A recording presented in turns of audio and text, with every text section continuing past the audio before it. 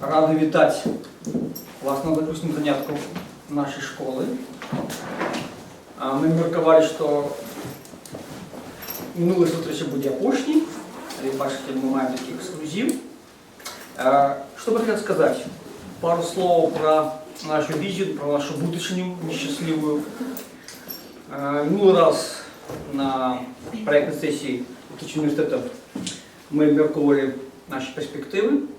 Хочу сказать, что Летучий университет рыхтуе вам вельмі незайздросны жорсткі сцэнар. Не все доплывуць до іншага берега Хронаса. Структура нашей сустрэч у наступным сезоне будет резко изменяться. Скажем так, мы будем профессионализировать. Будем как бы два ўзроўні. В этом лику школы ВКЛ. Ну, более это зачитать Летучего университета.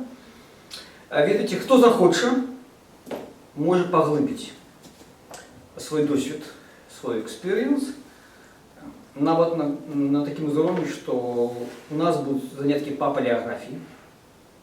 Мы пропонуем самые доступные тексты белорусского скорпуса 16 столетия и то, что вывучается в университетах с середины 19 столетия.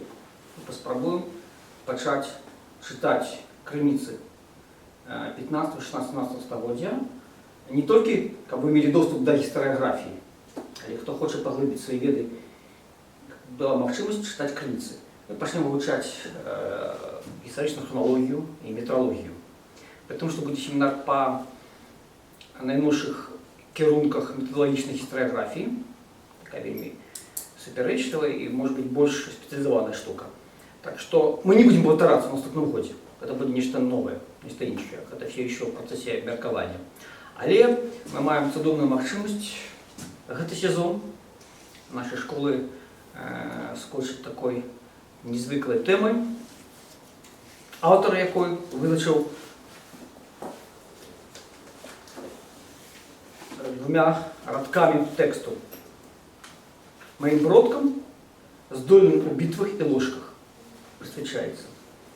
Наталья Слиш, такая совсем недавно выдала книжку, бачите, Слиш великими литерами, древнейшими, «Шлюбные и позашлюбные стосунки шляхты Великого князства Литовского в 16-17 столетии». Ну, Наталья, подай, все остальное скажешь ты, сутностное и головное. Мне уже нема сенса протягивать. Ну, что тебе оказать книжку. Я был рецензентом. Наталья была вельми категоричным автором, все приймала, але она была открытая. Якось она настойлівала, как за уваги робились это текст, так? Ну, конечно. Так что... Нормальная процедура працы. Ясно. Наталья, передаем тебе слово. Але твоя лекция крыху по-іншаму называется, чем книжка. Ну, так. Але сутнасці, по великому рахунку, гэта не ясно. меняет. Потому что все равно основное, то, что будет сегодня присвячено, это менавіта институту шлюбу. І в першу чергу, основні питання, які будуть розглядатися, це шлюб у законодавстві, перше питання, і друге, це шлюб у судовій практиці. Що він собою являв. Зрозуміло, звісно, побач з шлюбом завжди йдуть і позашлюбні стосунки. По сутності, тема шлюбу – це відносини на той час класичні, традиційні відносини поміж мужчином і жінкою, і ніяк інакше. Гэта тое, што гэты тэрмін, які прапаноўваецца рымскімі юрыстамі і дапрацоўваецца ў кананічным праве, таму што это не проста шлюб заключаны, але і шлюб асвечаны царквою. Менавіта такі шлюб і лічыўся законным і тым, якім надаваў права мець законных нашчадкаў і перадаваць ім спадчыну. Адносна самого грамадства Великого князства Литовского 16-17 столетия. Одна из важнейших таких рисов, якую повинны мы ведать, когда мы кажем про грамадство, потому что шлюб – это речь социальная и непосредственно завязанная на грамадство. Першую чергу это грамадство феодальное, а феодальное – это якая мае вельми докладную социальную дифференциацию, где кожному социальному сословию есть свои права и свои обовязки. И другий момент – это не просто феодальное громадство, это патриархальное громадство, где основную першасную роль, нават, коли это в семье формально, но все равно належит мужчине. І відповідно таким чином формувався шляхетський шлюб, де першосна роля мужчина був адказний у сім'ї, головний у сім'ї, і він був, як би можна сказати, опікуном сім'ї, а другою ролью це все ж таки належало жінці. Любой шлюб у той час, як я вже сказала, це патріархальне громадство. Шлюб визначає три основні речі. Це законодавство, релігія і традиції і звичаї. І менавіта ў гэтых трох векторах формируется шлюб. І для яго становится гэта самае асноўнае. Заканадаўства яно вызначае, што можна, што нельга, і якія адносіны ёсць законнымі. І пры гэтым наша заканадаўства, менавіта заканадаўства, якое закранае шляхту, гэта светскае заканадаўства у першую чаргу. Рэлігійныя моманты, якія тады дадаваліся, яны у значна меншай ступені рэгулявалі стасункі. Яны толькі асобныя артыкулы былі пад уплывам рэлігіі.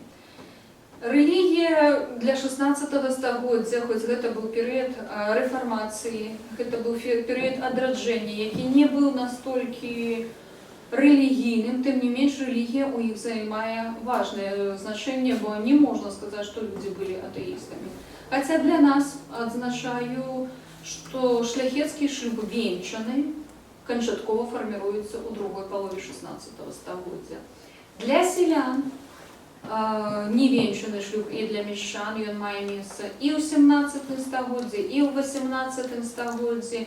То есть гэта у першую чаргу з чым было звязана, што геаграфічная рэч. Па-першае, селяніну даехаць павянчацца да той царквы яшчэ трэба былі намаганні. І яны вельмі добра абыходзіліся звычаёвым правам у большасці. А шляхта гэта было зусім іншае саслоўе. Як набілітэт яно фарміруецца канчаткова ўжо ў другой палове 16 стагоддзя, это можна адзначыць працэс, які замацоўваецца пасля прыняцця другога статута. І другая палова 16 стагоддзя яна ўжо фарміруе канчаткова самаідэнтыфікацыю шляхецкага грамадства. І зразумела, гэта ўплывае на шлюбныя стратэгіі. У гэтым плане заканадаўства Великого княства Літоўскага адыгрывае значную ролю. У сваім даследаванні я брала ў заканадаўстве толькі вельмі малую часть сямейнага права. Сямейнае права, яно само па сабе гэта вельмі абшырная рэч. Яна і мае з сабою не толькі шлюбныя дачыненні, гэта і парадак спадкаемства, гэта статус дзяцей, гэта развод і гэтак далей. Гэта цэлы комплекс сямейных адносінаў. Шлюб гэта асобная рэч. І фарміравацца яна пачынае, зразумела, што да 16 стагоддзя людзі жаніліся, браліся шлюбам, гэта зразумела, нават і да статута ніхто не чакаў, пакуль выйдзе статут. Аднак, да гэтага часу заканадаўства было першае, якое дзейнічала.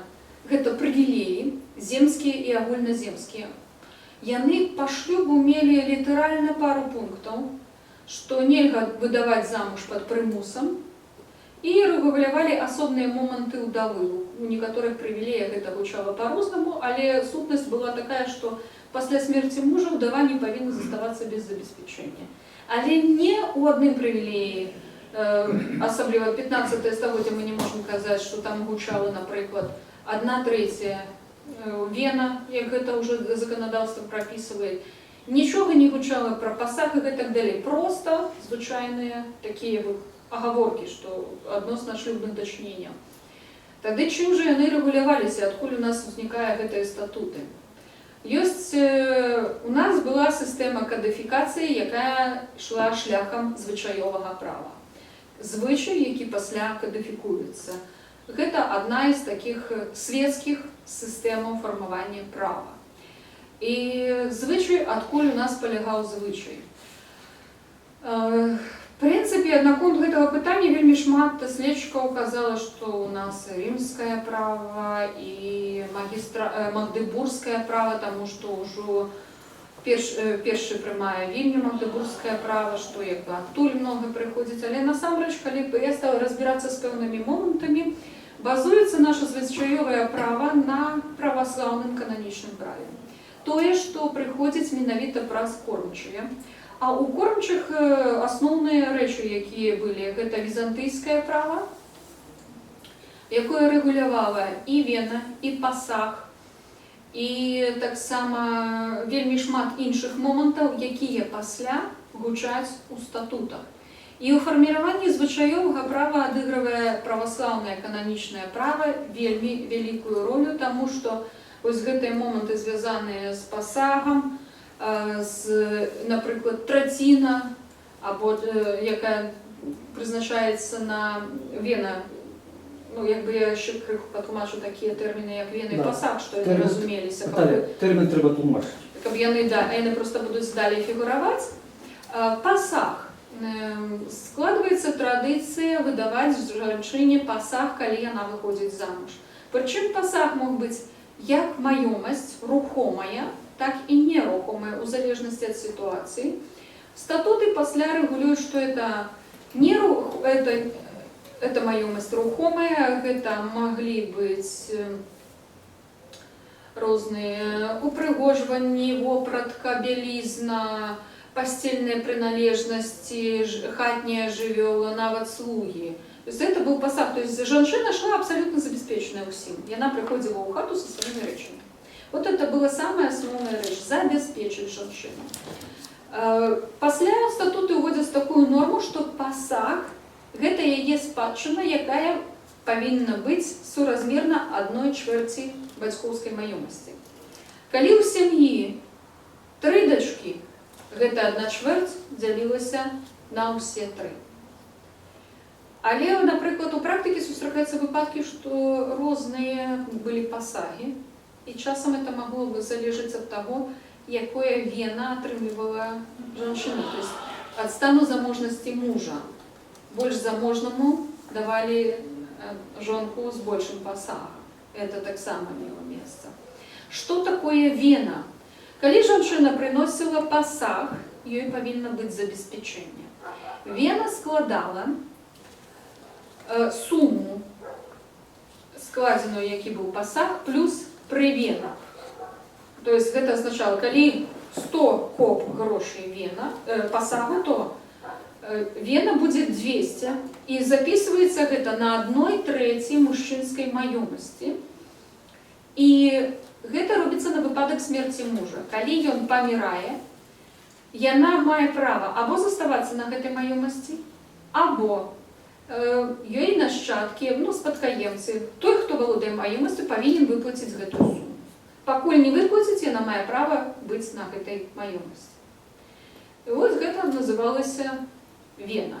Па сутнасці, гэта маёмаснае забеспячэнне удавы, што яна не будзе выкінута на вуліцу, што яна застанецца з грошамі, але гэта азначала менавіта адносна пасага забеспячэння. Калі ў жанчыны была свая маёмасць, мужчына не меў да яе ніякага дачынення.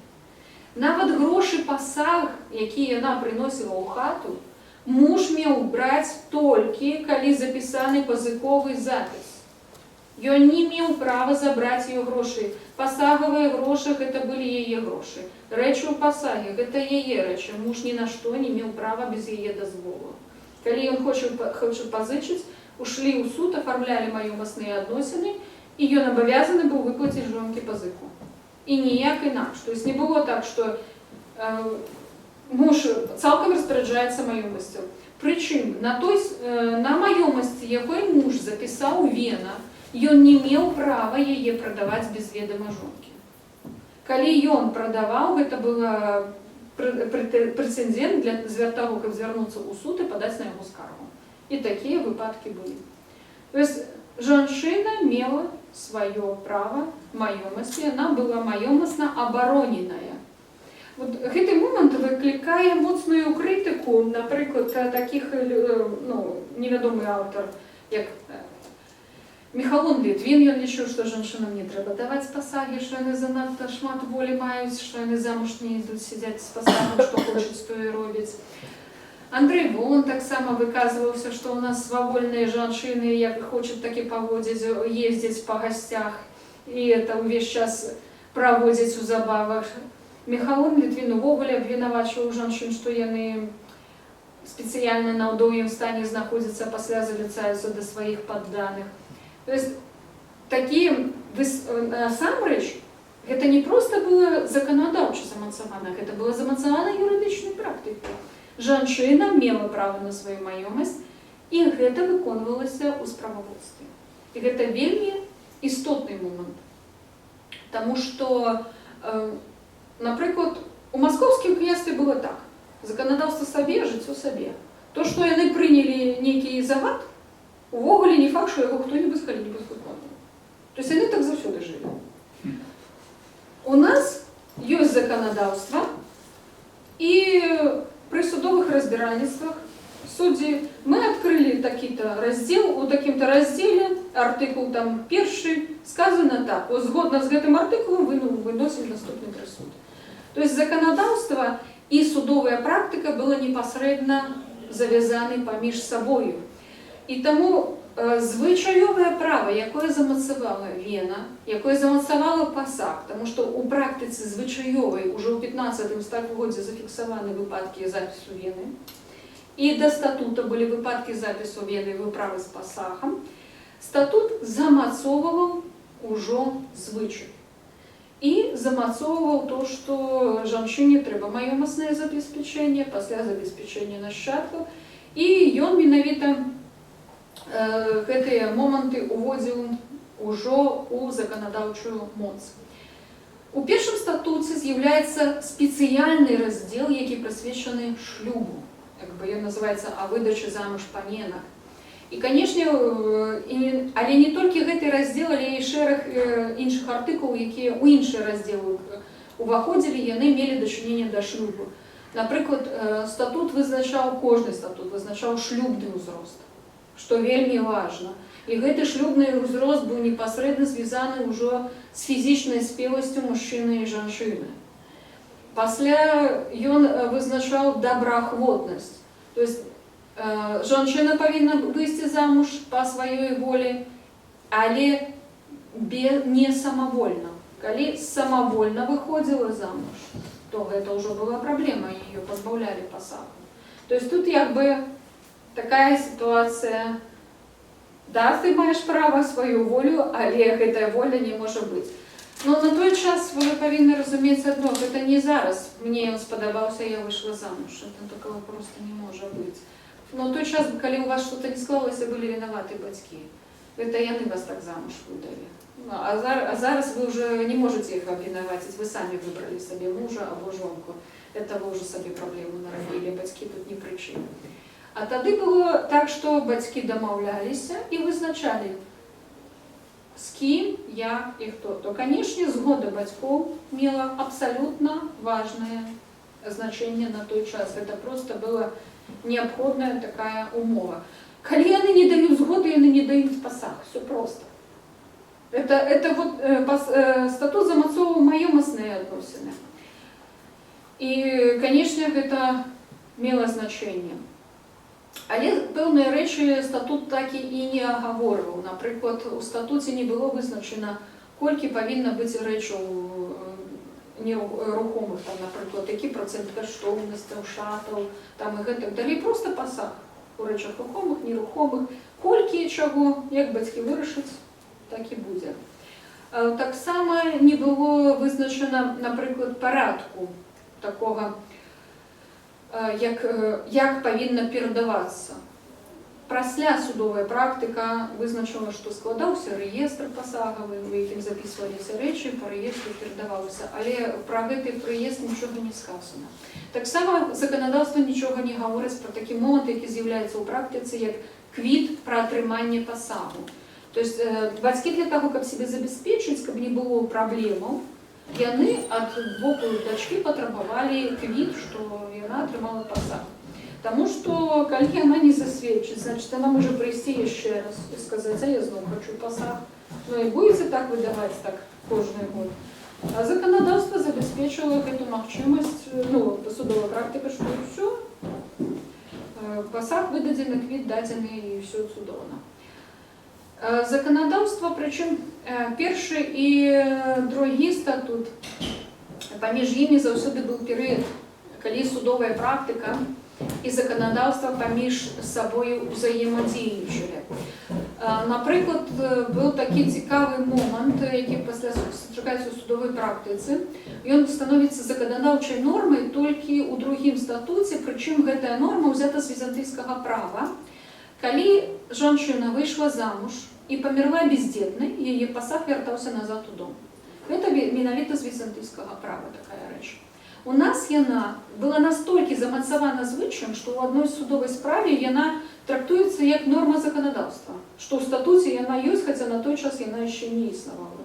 Яна ўваходзіць у судовую практыку толькі ў другім статуце, і лічыцца, што гэта практыка становіцца жыццёвай, прычым яна і ў мяшчан таксама дзейнічае, і ў сялян усіх, што без нашчадкаў жанчына памірае, пасаг вяртаецца і забіраюць гэты пасаг сваякі. То есть абсалютна нармальная такая практыка.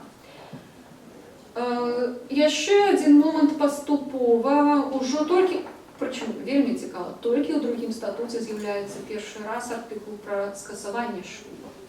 У першым гэта не было. Так, у першым гэта не было. Да рэчы, калі ўзнікаюць якія-небудзь пытанні... Ну, скажи, першы это 1529. 29. Другі статут. 1566. Які ви разумні слухачі? Не, ну, окей, да, раз. Не, я не супраць, калі вы будете падказваць. Я з задавальненнем свое слово передаю іншым. Другим, не, просто...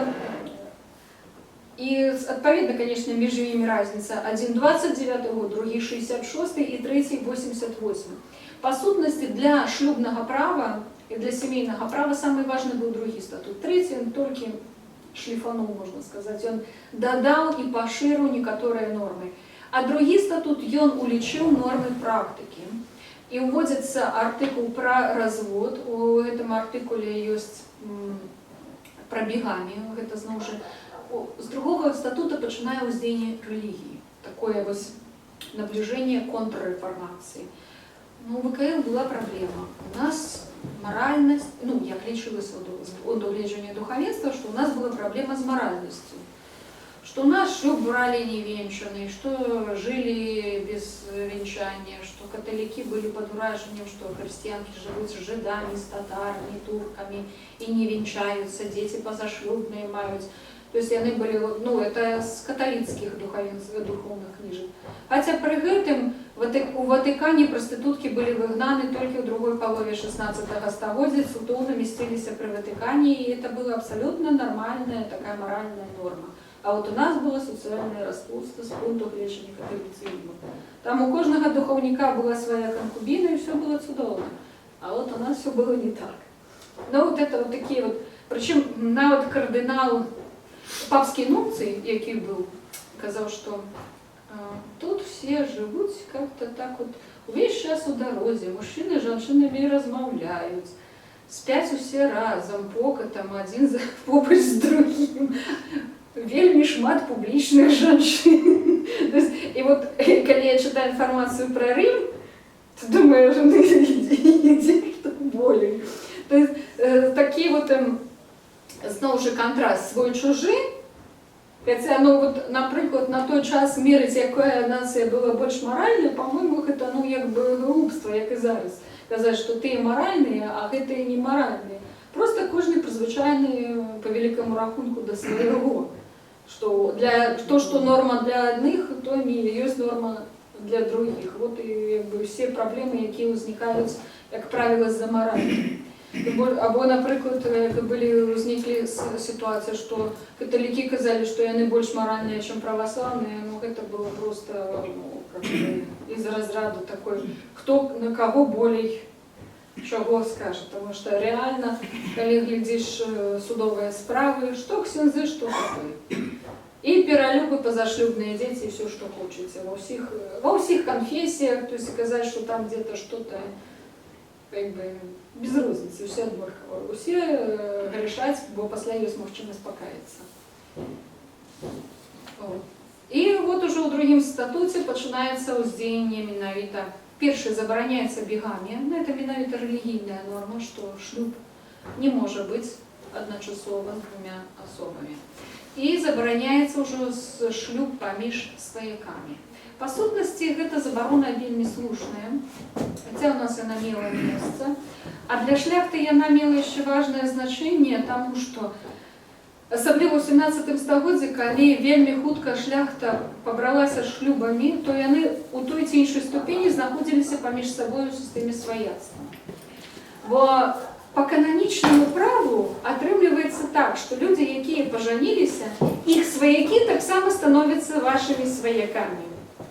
І па кананічнаму праву, напрыклад, было забаронена, пажаніліся муж і жонка, забаронена, калі у кожнага з іх ёсць родная сестра і брат, ім забаронена пажаніцца паміж сабою.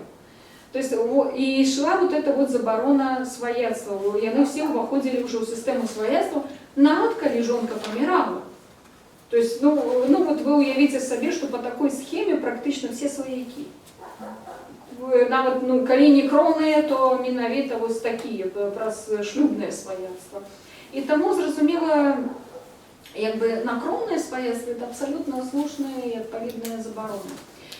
Трэці статут, ён пашоў яшчэ далей, і ён уводзіць, і уже з другога статута вводзіцца забарона. Мужчынам можна было, жанчынам не.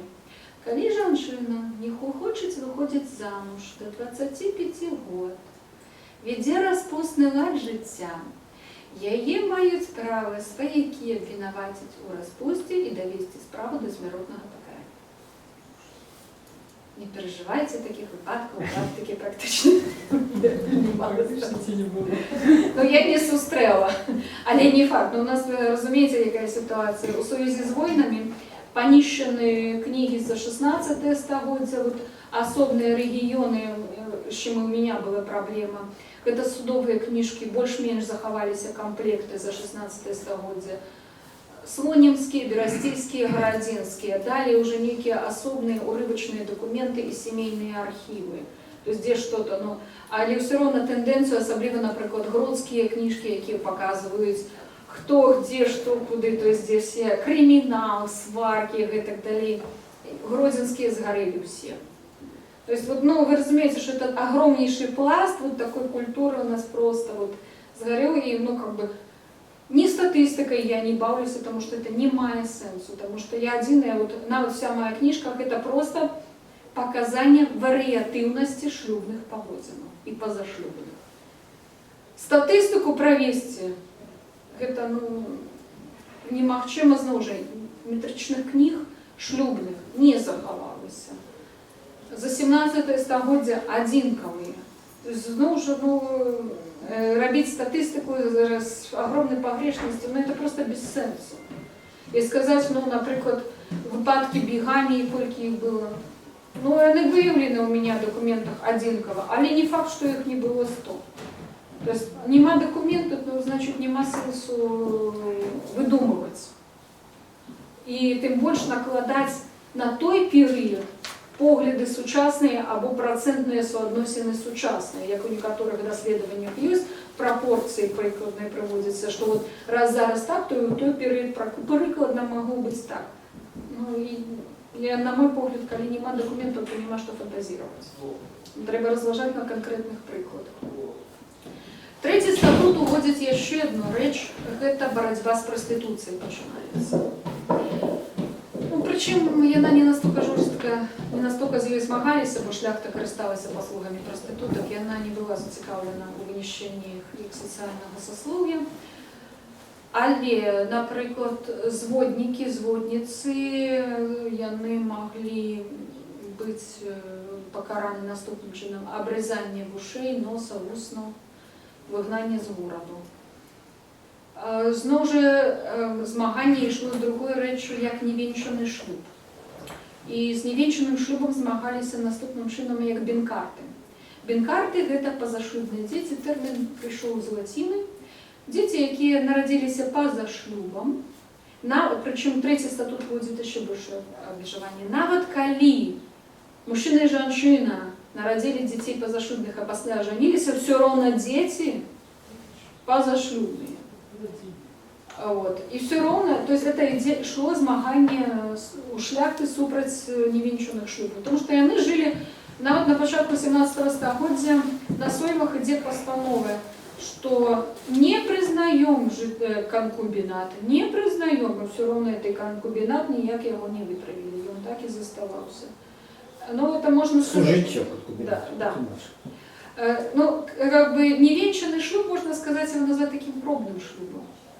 Пожили, не сподобалось, разошлись. Можна сказати, що сьогодні визначають як громадянський шлюб? Селяне так жили и у 17 стагоддзя. Не сподобалось, речь собрала и пошла. Все, шлюб закончился. Ни до кого ходить не треба, и все.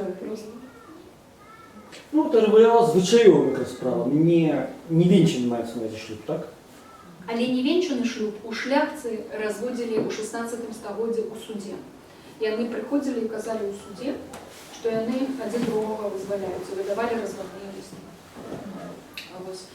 И у шляхты как бы было жестко, потому что им потребны были законные нащадки.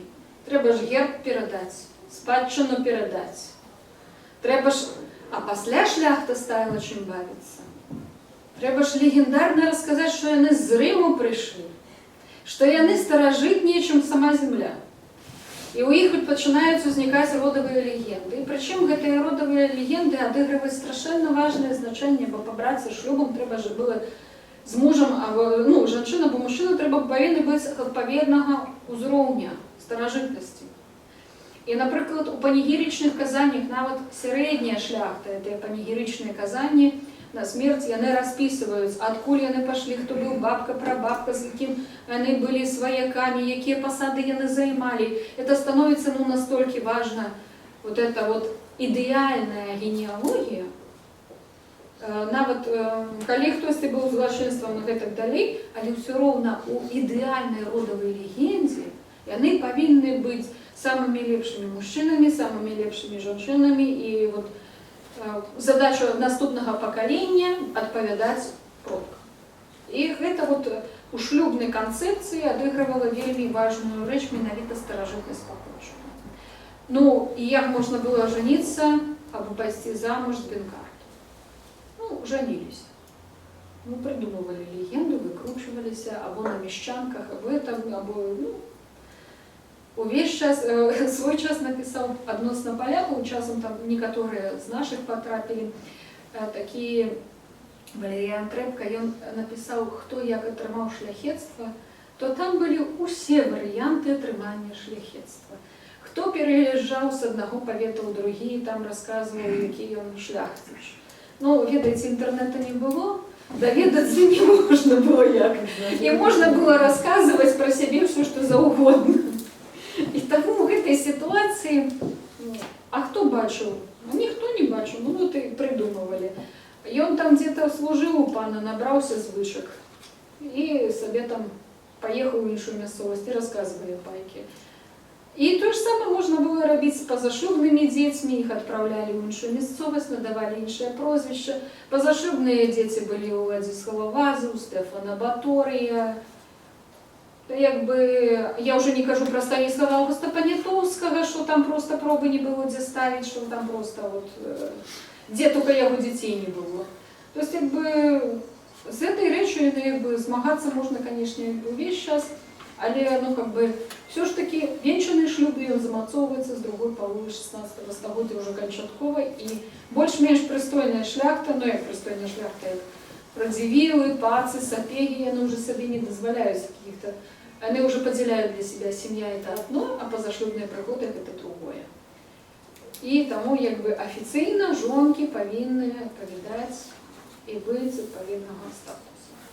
Ну, вот это такие тенденции идут у нас у законодавстве. Законодавство это одно, з практика это еще другий бок, який розкриває, як діючого законодавства. І асобне дослідження у сувязі з гэтым я присвячала таким речам, як перадшлюбная дамова, пасаг, як ён фарміраваўся, і віноўны запіс. Гэта цэлыя асобныя дакументы. Перадшлюбная дамова, яна існавала у нас са старажытнасці, яна была у вуснай форме і была у пісьмовай форме. Ну вот як зараз у нас захаваўся до сённяшняга дня такі звычай, як сватаўство, приехали, поговорили, а может быть поженимся, а что за, ты дашь за дочкою, а что это. То есть тое ж самае уяўляла сабой перашлюбная дамова. Гэта было 2 ліста. Першы ліст гэта з боку невеста, бацька або апекун даваў ліст, што ён абяцае выдаць дачку замуж, даць такой пэўнай сумы пасаг, і часта фігуравала дата веселья і месца веселья. То з боку мужчыны мог выступаць або бацька, або сам мужчына, і ён пісаў таксама, што ён абавязаны даць вена, на якіх маёнтках запісаць і калі адбываецца шлюб. І вот гэтыя моманты, насамрэч, я іх выявіла да 10 штук. Іх вельмі мала захавалася, это просто такія адзінкавыя дакументы. Яны не рэгуляваліся заканадаўствам. Па заканадаўству яны не былі абавязковымі. Гэта як бы былі лісты абяцанні. Але што было важна? Калі быў зрыў веселья, і ёсць гэты ліст, чалавек прыходзіць у суд і кажа: мне сарвалі веселье. Я патрабую кампенсацыю за ежу, за питво, за то, што гасцей збіраў і гэтак далей. І суд задавальняе патрабаванне. То есть, уявіце сабе, што такое зрабіць на той час веселья. Людзі паўгады збіралі на яго. Зрабі пасаг, паездзі па рынках, купі тканіну. Это ж не то, что зараз. Мало того, что купи. Это поши, постельную белизну, это все шаты поши. Разные виды вопрату, всякие убрания и так далее. Это ж целая процессия. После не меньше за месяц потребовалось оповестить усіх гостей листованием, что в такую-то дату все приедут. Это такое абсолютно важно. Сейчас за 3 месяца. Ведаеце, тады пошта раней лепш працавала, зараз інтэрнет, так ведаеце, дрэнна, чтоб только праз 3 месяца. Дело в том, что гости говорят: ну что ты за месяц говоришь, я деньги не собрала на свадьбу. Другі момент, закупіць ежу, нарыхтаваць яе, алкаголя закупіць. Это ж веселье тады называлася беседаваць. Тады ж беседавалі так, як один з падарожнікаў пісаў, што беседавалі так, што ўсе п'яныя выпаўзалі з таго веселья, асабліва і ў сялян, і ў шляхты, балявалі так, што мы так не балюем. Увогуле, многія чамусьці адзначаюць, што злоўжыванне алкаголем такая была наша нацыянальная хвароба, хаця па статыстыцы еўрапейскія жанчыны пілі таксама нармальна у той час, ім таксама капала. І вот гэта перашлюбная дамова, калі яна была ў вуснай форме, таксама яна мела месца, і таксама можна было патрабаваць выдаткі, калі быў зрыў веселья.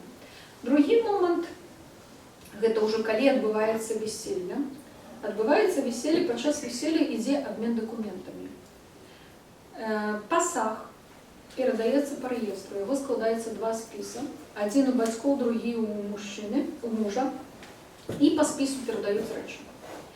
Пасагавых рэестраў захавалася таксама адзінкі. Мною было выявлена іх там где-то от 10 до 15.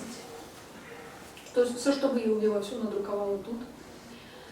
И там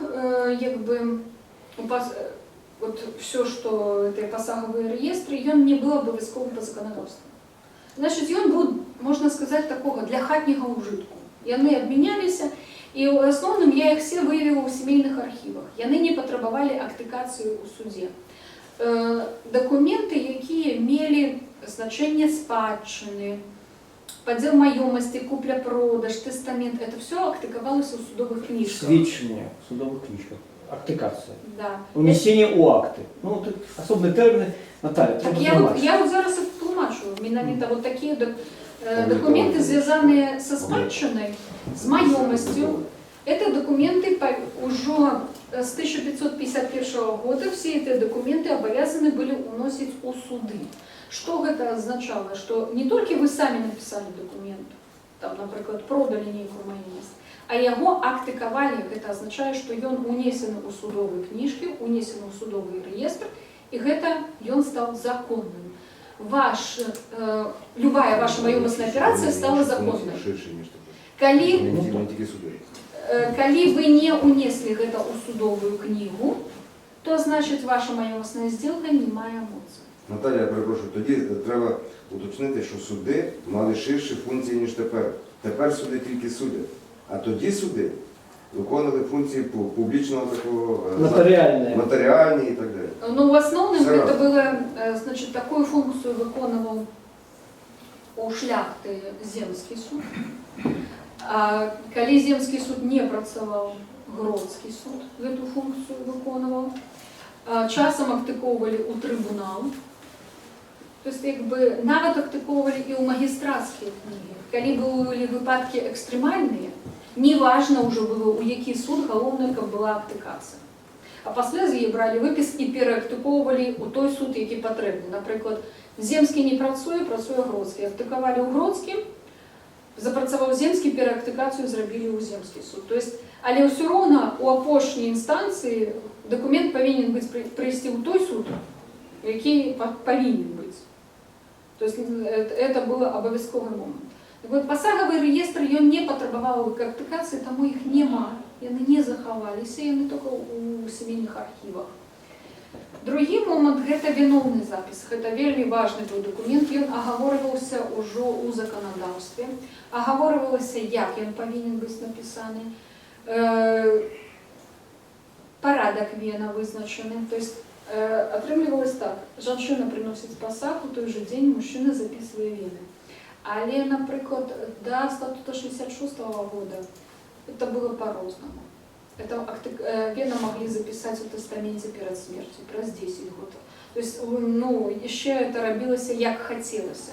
А вот калі ўжо уводзіцца павятовая рэформа 60-х гадоў і пачынаюць дзейнічаць у большасці рэгіёнаў павятовыя суды, бо раней было як? Для актыкацыі дакумента трэба было ехаць у Вільню. А гэта, ну, быў кавалак шляху. А калі ўжо трэба, ну, практычна на месцы, то есть калі это гарадзенскі шляхціч, ён жыве дзе-небудзь у Сапраўцкім, яму трэба прыехаць у Гродно, ну, то это означало, упрощало працэдуру прыватна-прававых дакументаў. І такім чынам гэта значна пашыраецца колькасць прыватна-прававых дакументаў.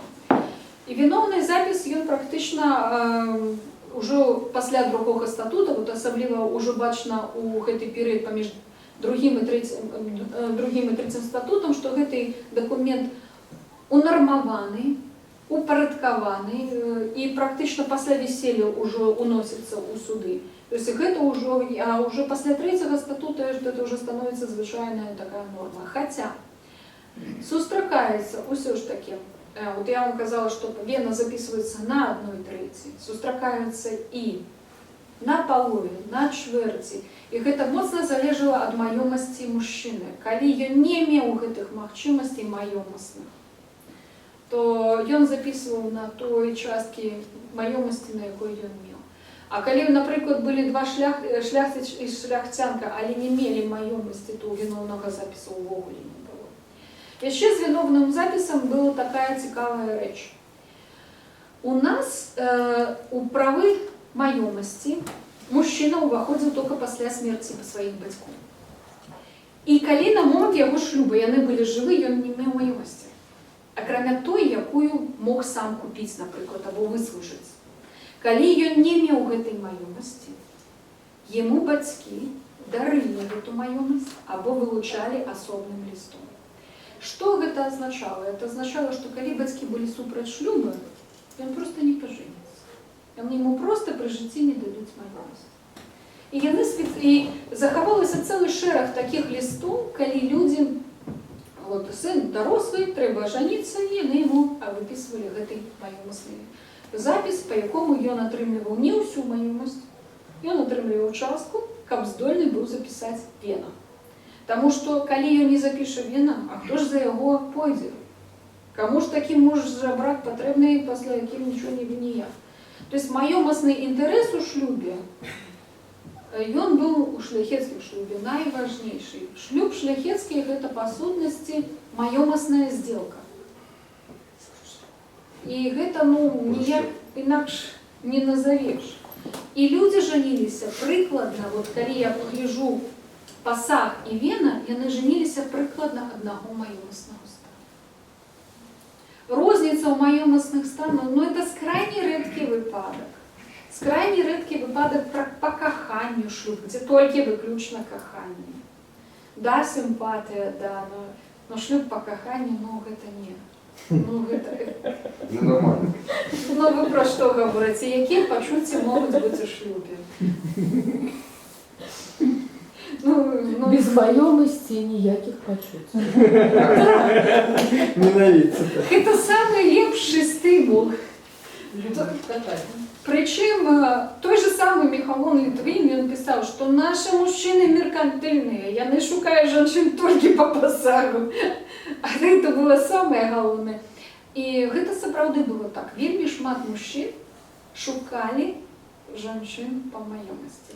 Вельми часто обвинувачивают про меркантильность женщин, але ВКЛовские шляхтичи были не меньше меркантильные, а навод и больше. У чим заключалася їх меркантильність? Шляхтич володів нерухомою майомістю, а грошей наявних у їх ніколи не було. Вони не вміли з грошима нормально зібратися. А їм гроші то на військовий виправу, то на соймік, то ще куди. У виніку вся майомість у пазиках. Якби майомток єсть, а якби його нема. Що робити? Треба жениться. А треба жениться чому? А тому, що коли жениться, частка була посагу у рухомих речах, а другая у грошах.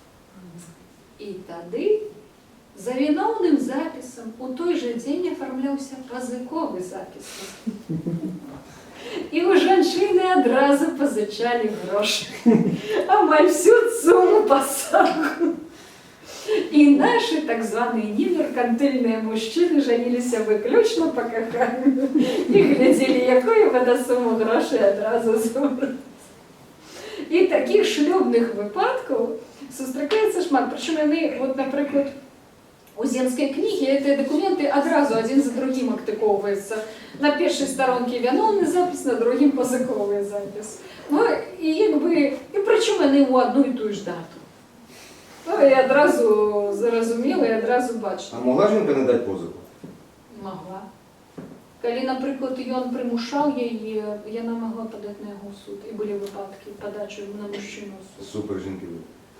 У нас женщины И она могла выиграть И выигрывала. процесс. этот судовый. выигрывали. Знаменитая справа Тамаш Сапега примушал свою жонку давать позыки. И она доказала, что она не имела до этого дочинения, и ее вызволили от выплаты всех позыков. И там нават было перед его... И он хутко помер, коли не помер, то развелись. И он володал гальшанами, мураванами. И все. Уже после Павла. Да. Сапеги. Мгм. И он володал огромной маёмостью, але або її прогуляв, або що, розтратив практично все. Після його був огромний спис позиків, які спадкоємці, які отримали ту спадщину, вони хіба самі були не раді. Бо там були огромні виплати, причому він на этой же маёмости ще і фундації францишканам гальшанським написав. Мгм. И с этой маёмости не веду, что там засталось реально.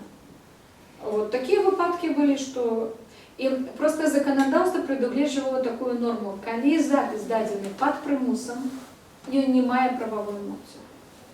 Тому любой приватный-правовой документ не имел права, коли это был тестамент, купля-продаж, неважно, под примусом, про згвалт, это не имело законодавчої моці і це скасовувалося.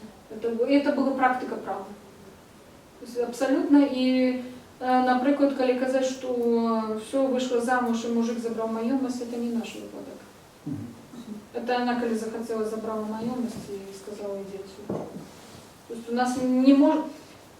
Причем у нас женщина не имела політичних прав, але у неї були економічні, нічим не обмежовані прави. Їй не потрібно було дозволу мужа, щоб розпоряджатися своєю майомістю. Ось у мужчин було інакше. У них працювало Магдебурзьке право, а це таке феодальне середньовічне, причому тимрошальне середньовічне. Там женщина не мала права саморозпоряджатися, там обов'язково вона просила мужа дозволу на от, продати свою майомість. Тому в этом плане шляхтянки у нас не были обмежованы экономично, и это давало великий плюс. Ты можешь мне казать все, что угодно, у меня есть своя майомость, я собрала речи и пошла. Так це ж еліта. Це ж еліта. Шляхта еліта. Но это было так у шляхты. У міщан було по-другому, але, наприклад, у шляхти польської було інакше. Там была женщина больше залежная. Это не могу сказать, что это было суцільно по всей Европе, нет. У нас просто склалося под уплывом византийского права, что не было сумесной маёмости. Сумесна маёмость была толькі тая, якая набыта разом. Ён уклаў свої гроші, і яна свої. І причем пасля яна сумесна распараджалася. А так у іх у кожнага была свая. Нават калі яны пажаніліся, это не было аўтаматычна агульна. І это менавіта... Именно что в шлюбе яны заходзіліся на падзеленую маёмасць. Ён не меў права да яе маёмасці, і яна не мела права да яго маёмасці. І яны нават пра гэта агаворвалі, што гэта яе маёмасць, гэта не мая. То есть, і гэта такой важны эканамічны момент, што як бы у нас такой стэрэатып, што типа, як за савецкім часам, калі у нас зусім згубленыя гэтыя традыцыі, што сумесна нажытая маёмасць. Не было там такога. Калі у дакуменце яны сумесна напісалі у акце куплі, што яны купілі разам, от тады так. Калі яна, будучы ў шлюбе, купіла сама, і муж не мае права да яе. Але ж гэта стымулявала да распаду шлюбу? Не. Не? Чому? А чому это повинно стимулировать? Потому что детям треба передать маёмасць. Это абсолютно не стимулировало, это стимулировало до захования своей приватной территории, своей самостойности. Это стимулировало до развития. У нас, я хочу зауважить такую істотную речь, наш шлюб, ён назывался партнерский. Это стимулировало для развития партнерского шлюбу. І вынік гэтага партнёрскага шлюбу, то, што я смеюся, што кахання не было, так, але быў партнёрскі шлюб. Адносіны мацаваліся на партнёрстве, і чым гэта, і то, што была асобная маёмасць, гэта была агромная перавага. Бо чым пасля праяўлялася іх каханне шлюбнае? Гэта на узаемадапамозе, узаемападтрымкі. І у канцы жыцця, або дзе-небудзь праз пару год пасля шлюбу, можна было бачыць, якім быў шлюб, калі былі даравальныя запісы мужу, жонкі, або наадварот. Часам бывалі узаемныя запісы. Ён перадаваў ёй усю маёмасць, яна яму усю маёмасць. Або ў тэстаменце я напісала, што муж рабіў усё для мяне, купляў лекі, калі я не хадзіла, даглядаў за мяне, всю маёмасць маю парэмантаваў і гэтак далей. І было прынята за добрыя шлюбныя адносіны узаемна аддаваць або маёмасцю, або... То есть, было прынята на добро добром. І вот гэтыя базавыя партнёрскія адносіны, яны замацоўваліся у большасці шляхты. Што першы партнёр, прычым яны нават так і называлі, што моя вечная таварышка, то есть моя сяброўка до конца майго жыцця, не просто жонка, а сяброўка, то есть на якую увесь час, ва ўсей сітуацыі першы чалавек жонка. Тое ж самае яна, мой вечны сябар. Ва ўсіх сітуацыях, ва ўсіх выпадках муж. І гэта сапраўды была трагедыя, калі гэта не апраўдвалася, таму што а куды ісці? У сваякоў свае сям'і. Зразумела, што падтрымаюць, але адна справа, што ты у сваёй сям'і гаспадыня, другая справа, што калі ты ідзеш, выратоўваешся, напрыклад, ад мужа у чужой сям'і, дзе ты ніхто. І таму вельмі важная рэч, яны сапраўды над гэтым працавалі, і сапраўды гэта шлюб быў дамова. Дамова на партнерства, і яны пра гэта ўвесь час прагаворвалі. І гэта цэнілася як дапамога, падтрымка, і яна не проста на словах. Словы нікому не былі патрэбныя. Было важна, што мужчына можа зрабіць для жанчыны, або што жанчына можа зрабіць для мужчыны. Проявление кахання было то, что человек робит за свою семью. Это лечилось самым нормальным, наивысшейшим проявлением кахания. Не вешики — это все лухта. Всякие там листы про пригожость — это все лухта. Практичный такой. Все видали, что Божицё — это малые дети, хворобы, война, господарка. Разумеется, шляхетская семья — это селянская семья. Это сім'я, яка зав'язана на сільське життя. На российскую господарку, так лучше сказать. На сільське життя. У яе життя такое же самое, як у селян, циклічне. Менавіта на сезоны. Нават калі яна сама ў полі не паша, яна сама даглядае, яна ведае рэцэпты, як што прыгатаваць, як што зрабіць, як засаліць, як парадзіць з ежай і гэтак далей. Тое ж самае мужчына-гаспадар. Это страшная трагедія, калі ён п'е. Это страшная трагедія, калі ён прагуляе. Это страшная трагедія, калі гаспадарка запазычаная. Ад такіх выпадкаў, калі пазыкі выплачвалі ўнукі, сустракаецца вельмі шмат. І таму добра весці сельскую гаспадарку — это сапраўды талент. Таму што дастаткова одного года неурожаю, и все. И это реальная трагедия. У нас была краина сельскохозяйственная.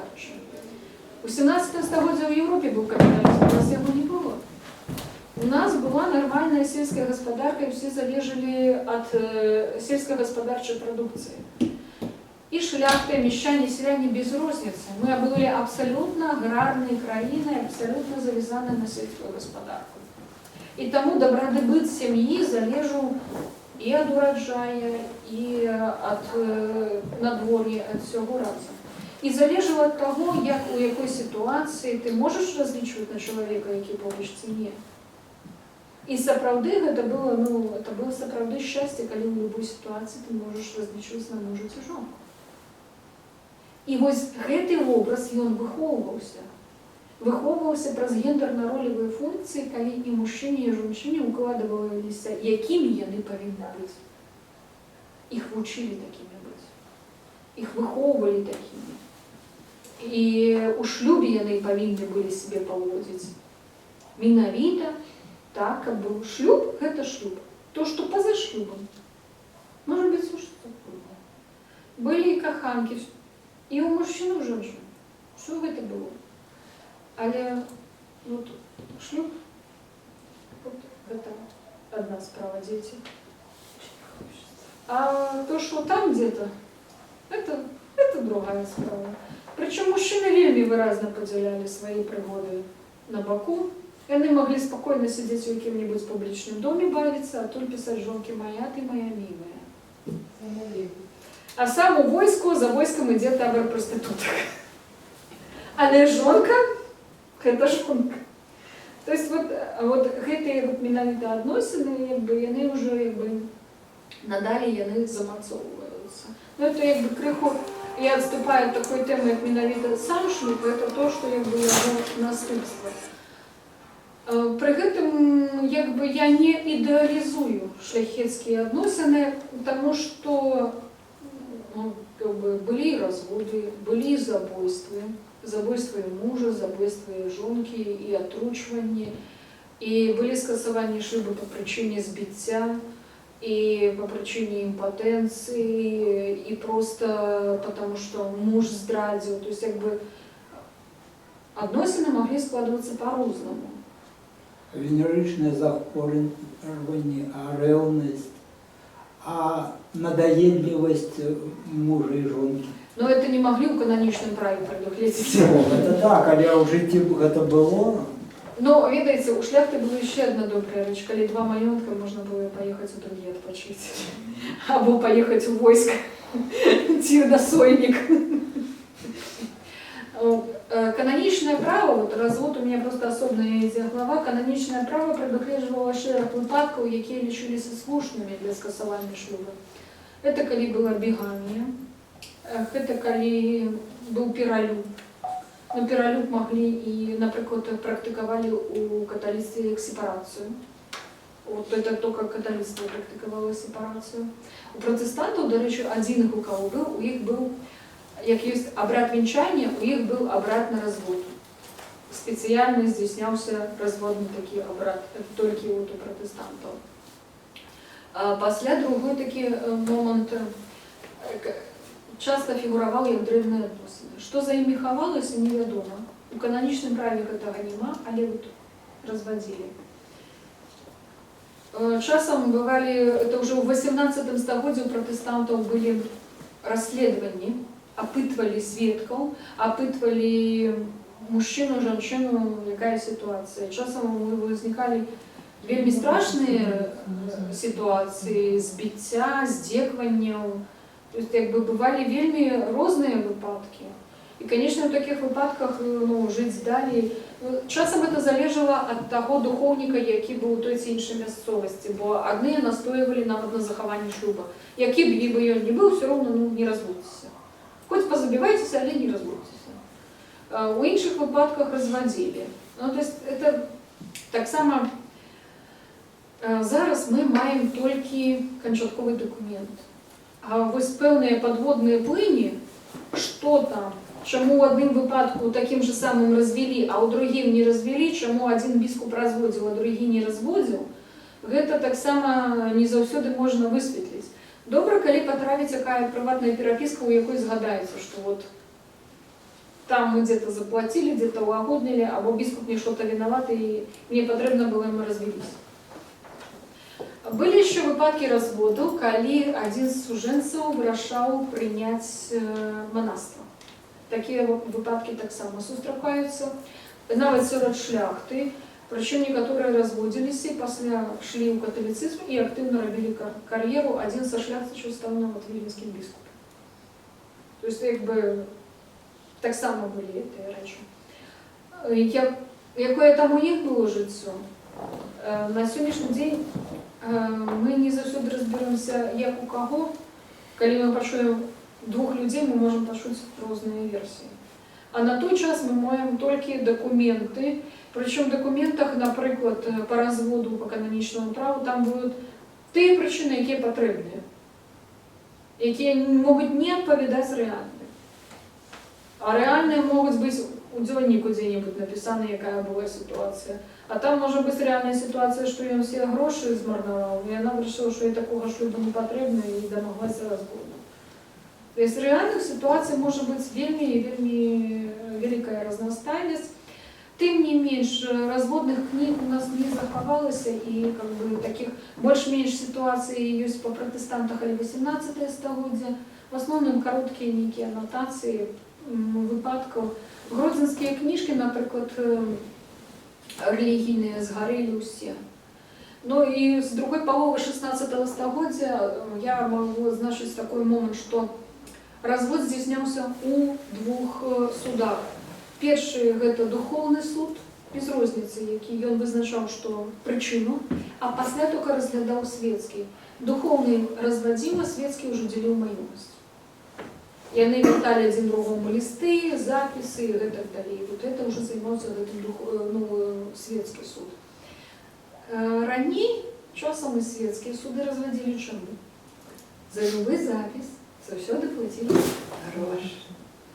І духоўныя ўлады ўвесь час скардзіліся, свецкія разводзяць. Спрэчка шла з-за даходу, канешне. Так і таму, як бы, ну, а свецкімі якая розніца, актыкавалі, да актыкавалі. Як бы, да рэлігіі у нас, когда... Вот у меня, калі я читаю, складывается такое ўражанне, што мы ніколі не до конца не былі рэлігійнымі. Мы насамрэч былі язычнікамі, просто хаваліся то пад каталіцызмам, то пад праваслаўем, то пад пратэстантызмам, а ў душы дзе-то вот рабілі, як нам падабаецца. Но я кажу за першую палову 16 стагоддзя, фанатызма рэлігійнага не назіраецца ўвогуле. Гэты фанатызм назіраецца ў 17-м. Прычым, зноў жа, я не магу сказаць, што яны былі сапраўды рэлігійныя, таму што, па-першае, была мода быць рэлігійным. Яны праз рэлігію, напрыклад, шляхта дэманстравала сваю моц, што яна можа пабудаваць касцёл. Касцёл жа ён не проста быў касцёлам. Там былі фундатарскія партрэты. Там была показана вся генеалогія, там была показана моц роду. Таму казаць, што гэта была справа толькі ў рэлігіі, я не магу сказаць, што гэта была справа яшчэ і ў іншых момантах. Калі ласка, што? Я хочу надать, что у многих мест все соймы и соймики, якія адбываліся, они проходили у касцёлах. Таму местная шляхта будавала як можна велізарны касцёл, каб набыць права прымаць у себя соймы. Не все сойники отбывались. Ну, акрамя Гродно и Вільна. Это было по-рознаму. Гродно это был Бернардзинский костюм. И когда вы побачите Бернардзинский костюм, там есть целый пас с гербами. Что это не демонстрация шляхетства, а не религийность. Там зараз это как раз католическая академия, да, в Бернардинском Мгм. костюме? Ну, кляштар. Разумеется, на той час костюм виконував як дом культури функцію.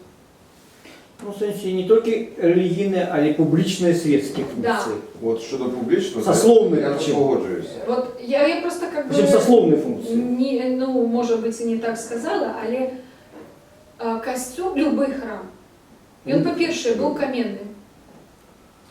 Хотя бы один храм імкнулися побудувати у павятовому городі Каменным, який виконував огромную кількість функцій. Коли, наприклад, у нас був ще старий замок, у нас у старим замку були посаджені, коли він став маленьким, вони шукали інше місце. Коли по городу проходила війна, то там увогуле у обозі, де-небудь у полі той соймик собрався. Тобто, якби ситуації були вельми різні, і сказати, що тільки костюм виконував функцію якби соймика, то не завжди.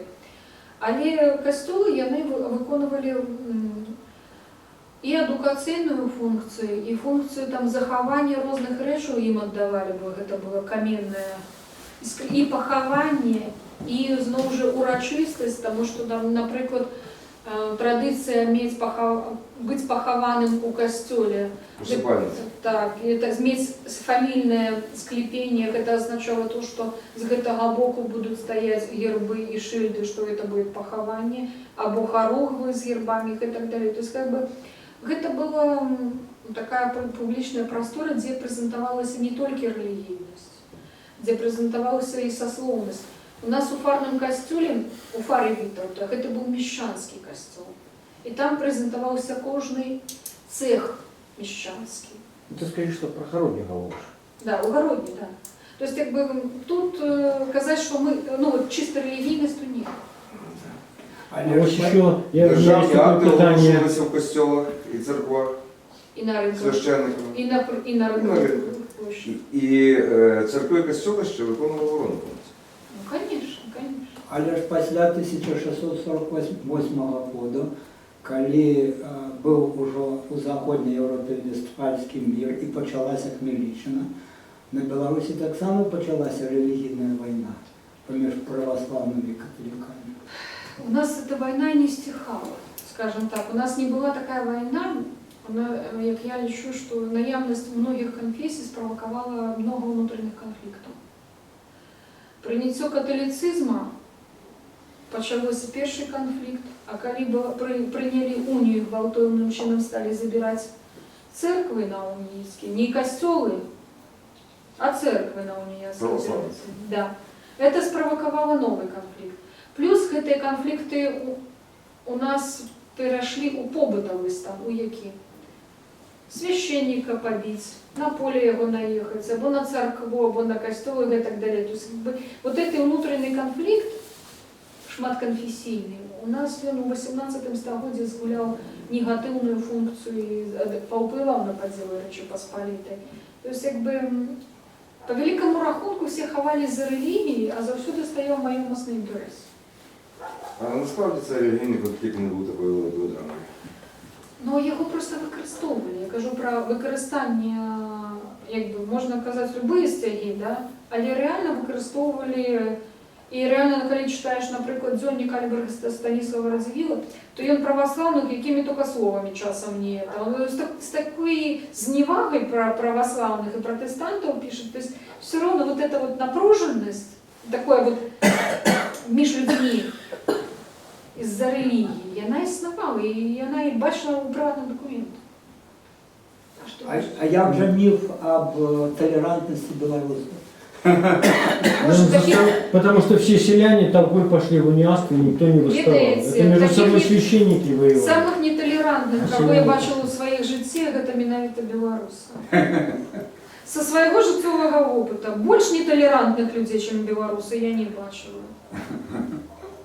Это просто специально насудженный миф. Насамрэч, по моїх дослідженнях, видите, саме який великий процент злочинності? Яке злочинство давало саме великий процент? Видите? Не здогадайтеся. Бойки поміж собою. Самый великий процент означало морду побить. Там не было такого, что поразмовляли, да? Шляхта имела право носить шабли, мещане. Все заканчивалось, они не казали так толерантно, супокойся, нет. Шабли на голову и полетели. И таких выпадков у судовых книжек самая великая колькость. Збиття, наезды и коли вы никто забойство. Не, ну тут, конечно, коли мы кажем про толеранцию раннего модерного часу, мається на увазі, що юридичне признання різно-конфесійної ситуації. Наприклад, чого було немагчимо у Москві, Там у Парижі це случилося різньою у Геноту. Розумієш? А Великое княжество Литовское при всіх суперечностях, розумієте, не було ідеального громадства ніколи. І безконфліктного. Проблема в тим, як вирішаються конфлікти. І ясно, що конфлікти є побутові, але все-таки досягнення громадства Великого княжества, що у им были прописаны правовые нормы вирішення особових побутових конфліктів і тим ліку міжконфесійних. Але просто коли это было оголошено так, то они все равно не были вырашены. Ні, ну це ясно. Ні, це ясно. Просто Я іншие, кажу у про нас інших. были іншие формы, например, как в Англии преследовали католический святород, так у нас так никого не преследовали. Я кажу, що у нас воно перейшло у інші форми, але конфлікт у громадстві, він заховувався. І сам стан громадства був агресивний. Самі люди, я бы их, ну как бы, можно это назвать войовничие, можно это назвать агрессивные, але яны не зверталися до психолога. Яны На одразу... кушетку Да, прийти. да. Психоаналітику. Яны одразу виражали питання, ти мені по морді, я тобі. Наталя, але де ви бачили безконфліктне суспільство? І тоді, і тепер. Я Де? не кажу про то, що ідеально. Я кажу, що по-перше, агресивність була повишена. Що вельми просто за любого некого не так сказаного слова возникала бойка. І якби порог агресивності все ж таки у кожного громадства він где-то більше, где-то менше. Свет включить, да? Ось. А так як у нас було патріархальне громадство, то патріархальне громадство это значит доминация силы, это значит, что агрессивность это норма, войовничесть это норма, значит, вырашение конфликту праз мордобой это норма, а вот не ударить на удар это ненормально. Хочете суперечить християнской доктрине. Да, то есть как бы я хочу, чтобы вы просто разумели, что для их было нормально. Я не кажу, что мы там идеально, не идеально. Яны так жили, для их это норма. У меня питание. Я вот, когда доследовал судьбу экземпляров нашего статута, высветлилось, что значная колькость этих экземпляров находилась в монастырях. Например, в Пинском, в Живовичском. То есть я так разумею, что там это все хранилось, и там выправляли судовые справы. Документы пошли будут, так само могли храниться в монастырях, в церквах, в поселах? Да, там могли заховываться, видите, что не документы пошли, бы могли заховываться приватные архивы. Например, Хаткевичи у Супраслі заховывали, потому что там был каменный монастырь, а приватные документы это было вельми дорого. і іх імкнуліся захоўваць у надзейным месцы, напрыклад. Ну вот у моем роде майоры, то есть документы про майорах, хаваліся ў Жыровіцкім монастырі. Абсалютна маглі даць на захаванне прыватныя дакументы, таму што каменная пабудова выстаяць, перажыве і гэтак далей. А пра статуты магу сказаць, што статуты увогуле была страшна распаўсюджанай папулярнай кніжкай. У мещан, у кожнага шляхціча. Нават не было бібліятэкі, дзе галоўныя кніжкі было ў хаце, статут і біблія. Вот статут яны чыталі ўсе. Яны ведалі ўсе, прычым я таксама ж не проста чытала, а я даследавала экземпляры статутаў, они чыталі, падкрэслівалі. Вот гэты патрэбны артыкул трэба ведаць. Какие-то каментарі, адзін экземпляр я выявіла, які праўнік вёў, і ён побач змяшчаў да кожнага артыкула каментары, спасылкі да артыкулаў, якія дапамагаюць яму для вядзення справы. Вот, таму как бы статут это настольная книжка шляхты. Можно так сказать. Яе читали и перечитывали, потому что все жыццё на ёй. И продать, и купить, и побилися, туды же читаем, и шлюб побралися. Ну вот, Библия настольная, куда не кинься.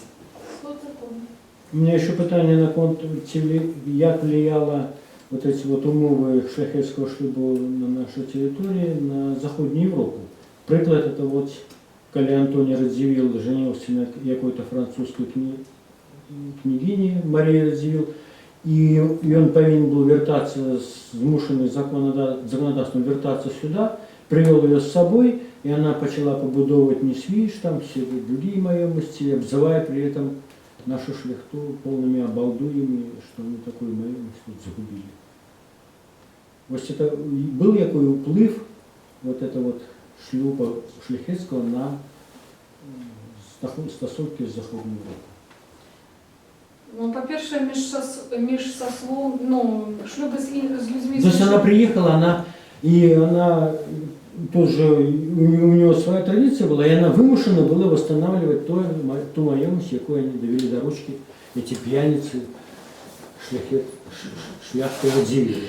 Ведаеце, так як Радзивиллы самі не кіравалі сваёй маёмасцю, аддавалі управляючым, то яны часам атрымлівалі. Ён паехаў там на вайну, на совещи куды-небудзь, а пасля... Ну, ён все поручил своей жонце, она француженка, она вымушена. Ну, по-другое, система кіравання, якби, все ж таки система адносінаў, на Захадзе у нас яна адрознівалася. Шлюб яны бралі, напрыклад, калі у нас з'явіліся дамы з Францыі, моцны уплыў быў Маріі Казіміры. Уплыў гэты быў, калі до нас приехала Бона, быў уплыў. Але калі жанчына прыязджае до нас, то это патрыархальнае грамадства, хоць з пэўнай свабоды для жанчын, яна все роўно жанчыну прыстасоўвае да жыцця ў гэтай краіне. Это только Бона Сфорца прыстасавала всю краіну да сябе. Это была адзіная жанчына, якая зрабіла все, што она захацела. Это лепшага кіраўніка да Боны і пасля Боны не было. Я могу сказать, самый лепший гаспадар, які у нас был, это была Бона Сфорца. Ну, сын ее проигрывал. Поравнанию с своей Ну, сыну, кроме баб, ничего не треба было. И он реально только по девкам и волочился. И он всю такую краину просто прощелкал. По великому рахунку. И он... Жегемонт Август, апошний Елун. Жегемонт Август, это была цудовнейшая ситуация. Значит, 1567 год. Обвещено посполитое рушение. Вся шляхта збирається, все лето збирається. Як едзе Жегемонт Август? І він до посполитого рушення хіба півгода їхав. Покуль зима не почалася, треба було його розпускати. Значить, він сидить у Гродні після... Я тут він у Тикоціні будував собі резиденцію, під себе зробив. Я тут об'їду у Тикоці на 2 дні, у Виннику зависає там на 3 тижні. Все, что за угодно, аби не воевать. Причем, ну, Бону за что не взлюбили? Потому что баба их всех построила и захотела. Але при гэтым яна зрабіла вот эканамічныя рэформы, якія яна правяла, працавалі 2 стагоддзя. Пакуль існавала капіталістычная феадальная гаспадарка. У канцы 17 стагоддзя феадальную гаспадарку просто трэба было скасоўваць, яны все еще бавілись с этим феодализму, мы просто тормозим всю господарку. А после все реформы, Тизенгаус это было не реформа, это было так, вытягнуть гроші з селян. А яна, сапраўды, зрабіла прыбытак сельскай гаспадаркі. Яна правяла это на дзяржаўных уладаннях, яна упарадкавала гарады, якія былі каралеўскія. А пасля яны паглядзелі, што это працуе, як бы яны, што яны только пра яе не гаварылі, а все спісалі і все тое ж самае зрабілі ў сваіх маёнтках. Все валочныя памеры правялі, все абсалютна. Вот яна была сапраўды гаспадаром. І новая сістэма гаспадарання, гэта вот, якая сапраўды эканамічны пад'ём зрабіла, это было дзякуючы ёй, больш ніхто не здолеў.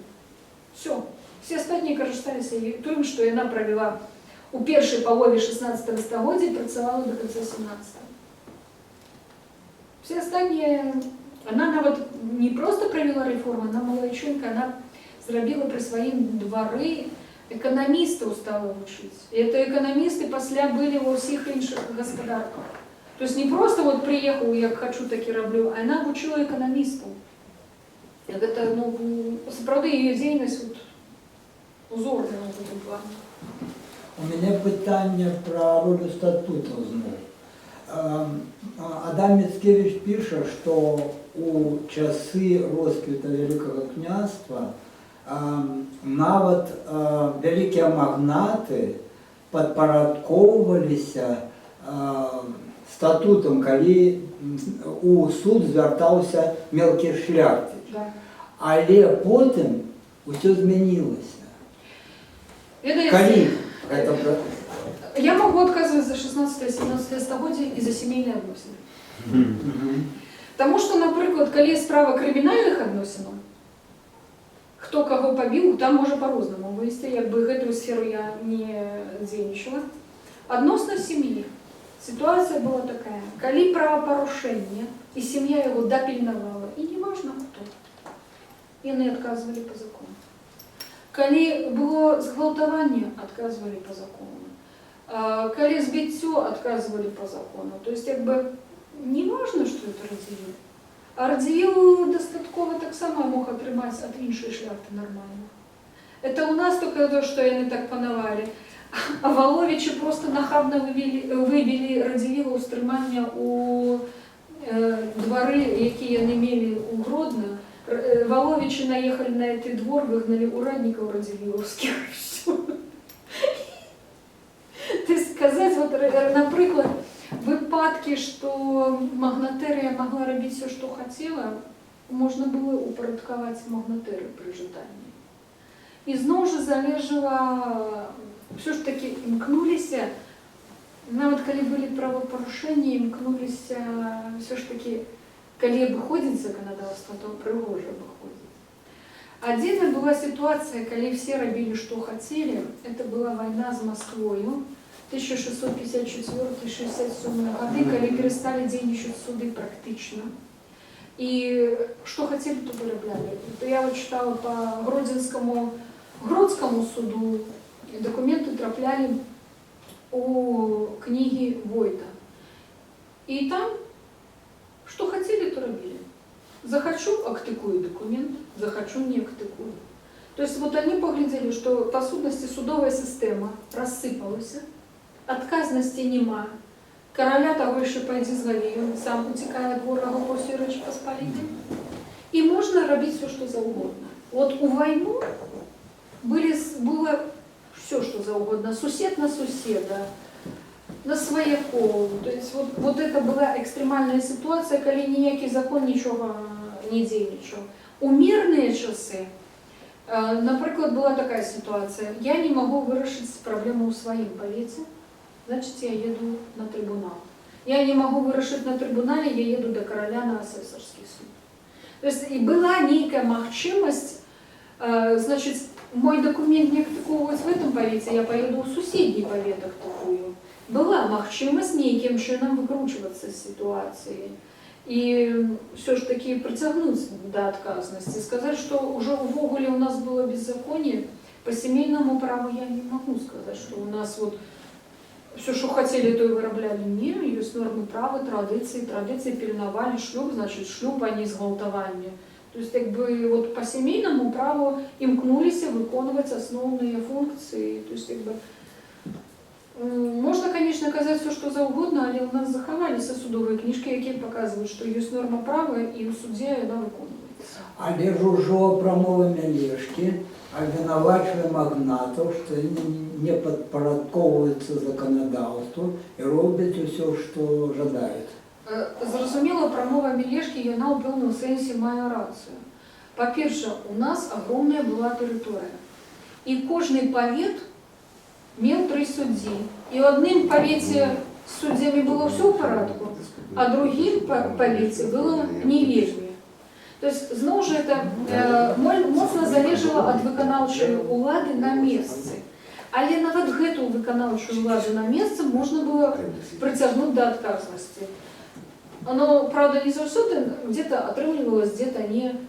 Ну, Лев Сапега на початку своей карьеры злоуживал владой. Він не обтиковував документи. Гэта випадки були. Але гэта не означало, що на їх не можна було поскардитися, не можна було ніяким чином отримати задовольнення на свою скаргу. Тобто, я не ідеалізую наше громадство. Порушення закону було завсёды.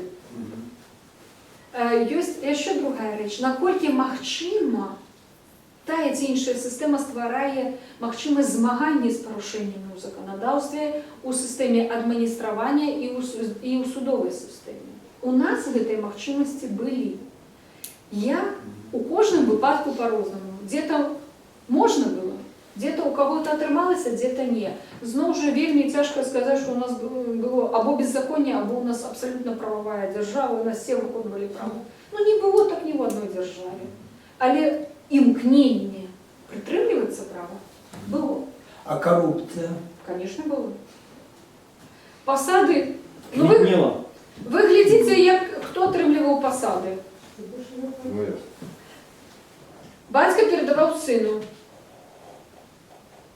Посади трималися як? Уряд. Пожиттєво. Уряд.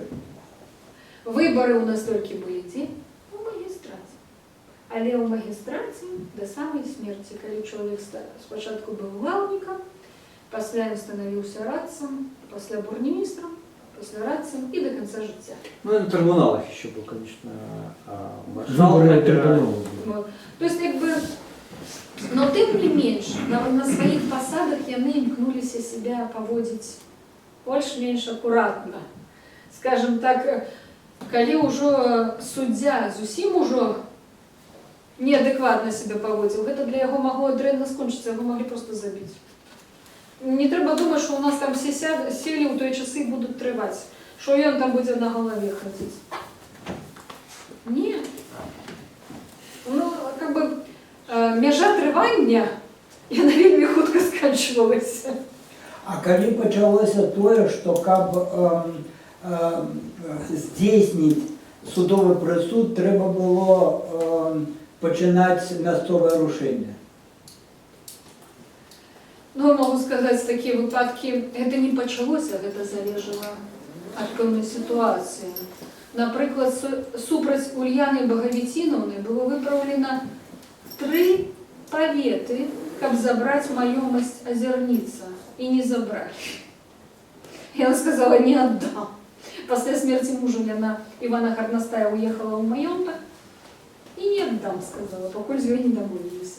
Приехал Александр Полубинский, распалил гарматы, и все. Але это одинковый выпадок. Это не было увеща, що по кожному випадку 3 повіта виправляють. Наталя, я маю запитання суду по темі, чому присвячена ця книжка. Скажи, будь ласка, ти пробувала досліджувати, ну не сімейні шлюбні стосунки, а одночасні сексуальні навіть, за чином сповіді? Конечно. Потребник. Так. Що в тебе виходить по Великому князю? У меня там целая глава. Є про це, так? Там, могу сказать, сторонку зараз не скажу, открываем раздел, называется «Православие», и у меня выявлено 3 сповідальних чина, які практикувалися на території Білорусі. Коли хочеться, я могу зачитати, що у прихожан питалися. Але сповідальний чин – це одно. А от ділися ще документи по грешникам. Споведь святаров. Ну, так би може тлумачити. Ні, якби сповідальний чин – це перелік питань, які питають мужчини у жінчин. Причому два списи питань. Один для мужчин, один для жінчин. Я їх виявила, списи, які у нас діючили, причому за 16 століття у рукописних сповідальних чинах там подобне, як у Іоанна Постника, але такі щирі, такі от у московському князстві такі ж щирі. У 17 столітті таких питань у друкованих сповідальних чинах я не знайшла. Але другий момент, сповідальні чини є, але є ще така річ, як записувалися, хто чим погрішив і кольки йому за це покаянням і так далі. Тобто документів одворотних, то, що супроти чоловіка використовували, наприклад, певне там покаяння, ну, то, що він повинен зробити, це да. Але ось, коли були списи грешників, які повинні були повістися, вони могли вестися або могли згоріти, тоді можна було бачити, хто у чим грішив. А які були питання, то коли хочеться, можу зачитати. Пристойних питань нема. Ясно.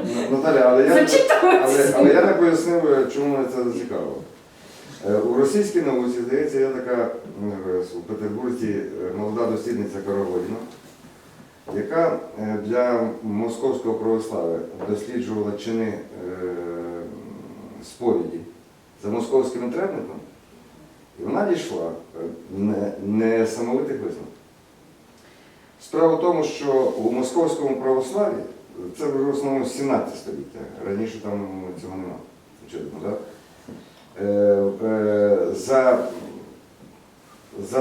За цими джерелами виходить так, що у них значить, прелюбодіяння жінок каралося дуже ліберально.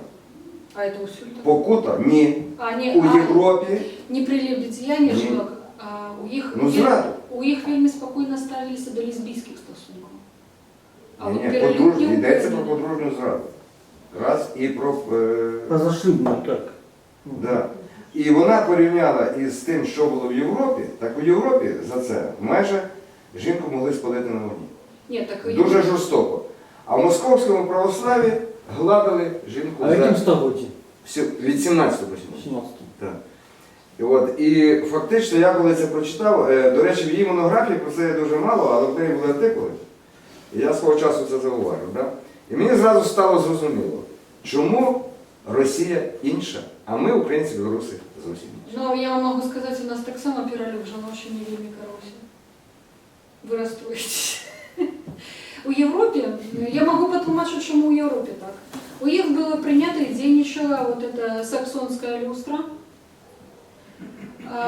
яке за піралюк предугледжувало смертне покарання. Після був кримінальний статут Кароліни, який так само предугледжував смертне покарання однозначно. У нас смертне покарання уводить тільки статут 3. До этого не было. И то тому, что настоювали, як Волан и інші. У Волана был целый раздел, где он писал, что усюль карають смертю, у нас не, у нас бабушки хочуть робити і так далі. Андрей Волан – інтелектуал, які брали уділ у групі, яка працювала над редакцією статуту.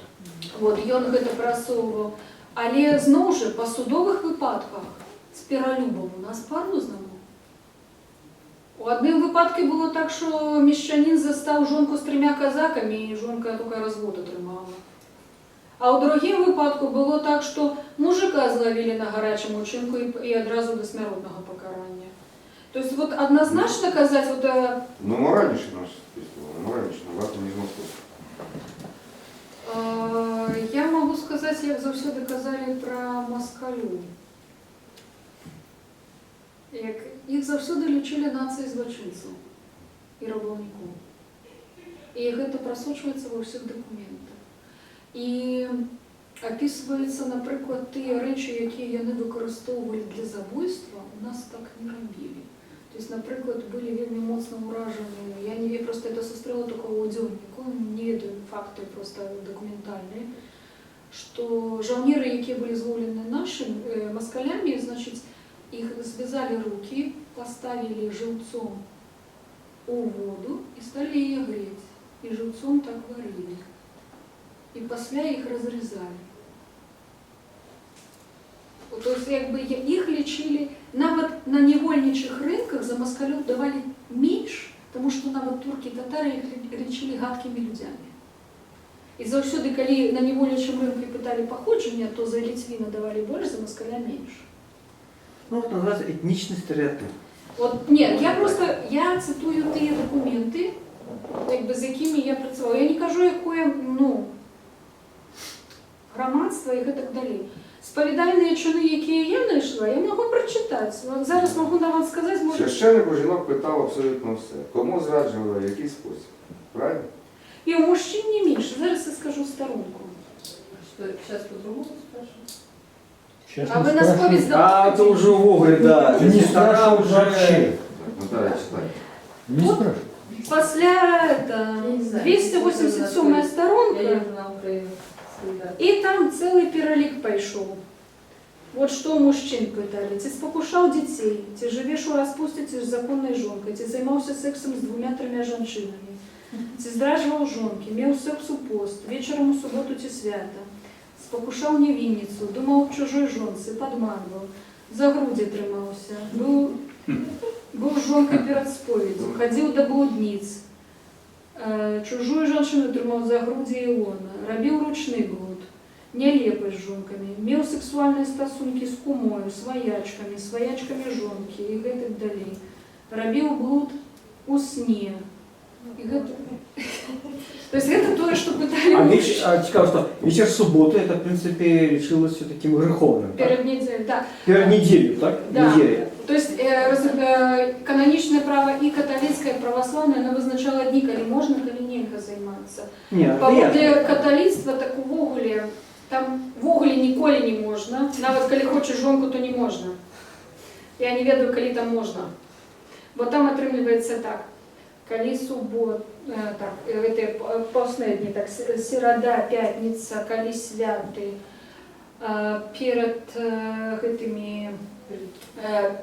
перед тим, як йти на эту мшу, після, коли ти раптом перед храмом знаходишся, коли не для того, як зробити дитя, то нельга, коли хочеш жонку, то нельга. Ну просто вот нельга ніколи католикам, нельга, все. Ну, коли потиху, то все можно. Головне, як Папа Римський не почув, да? Вот, то есть, якби, це нормування. Причому же нормально, наприклад, анальний секс нельга, оральний нельга, можна тільки класичне, і коли хочеш дітей, і все. І ніяк інакше. Хоча при гэтым навіть наші ці сповідальні чини і інші утримлюють каля 3 видів мастурбації мужчин. Описываю детально. Почитайте мою книжку.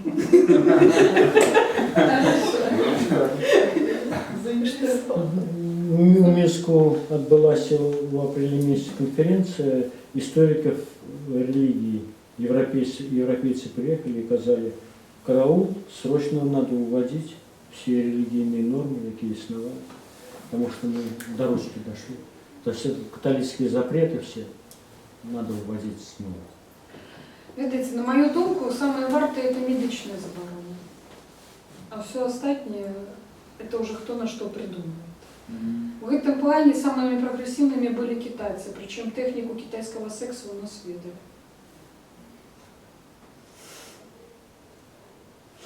Может быть, и были здоровые мужчины, які практиковали, они принаймні не меньше 12 варіантів поз у нас було видано.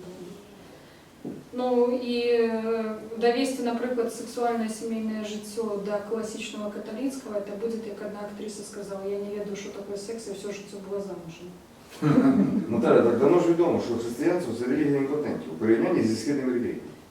Я про це пишу, тільки іншими словами.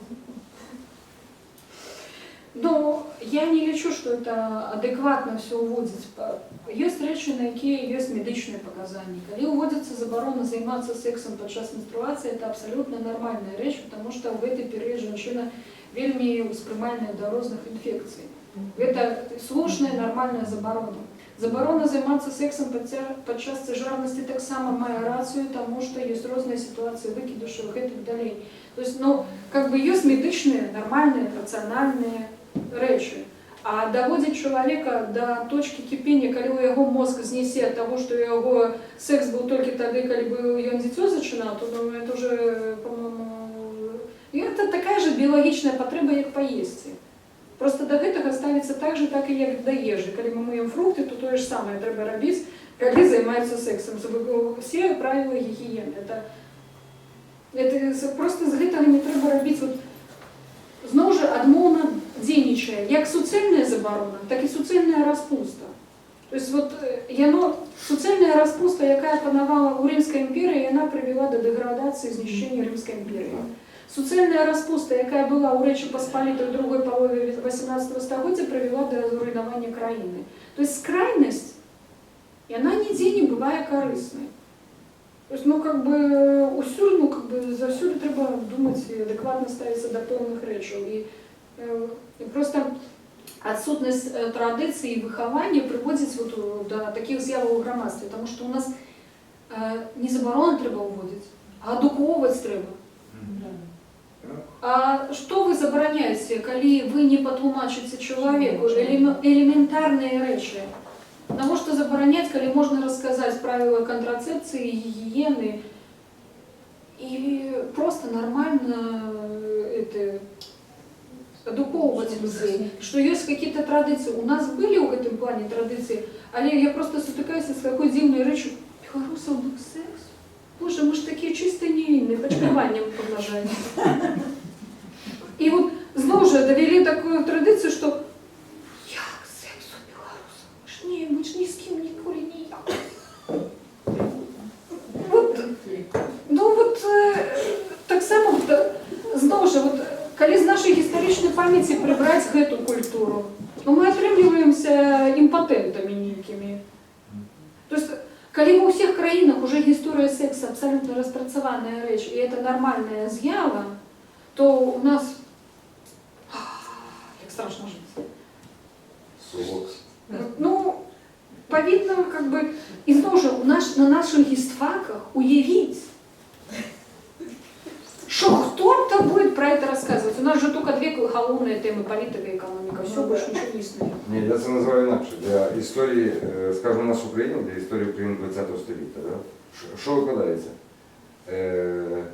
Голод, холод, ну, війни, звичайно. Голод, холод. Голодовки. Ну, це було, звичайно. Ні, ну то було, але просто у виніку отримується справді кастрирована історія, у якої нічого не було, людей не було, ніхто нічого. Откуда белорусы взялись? А холера его ведает. Где там то секс был? Вы что? Мы низкий, не я. Голод, перепрошую, голод, холод, ООН упав.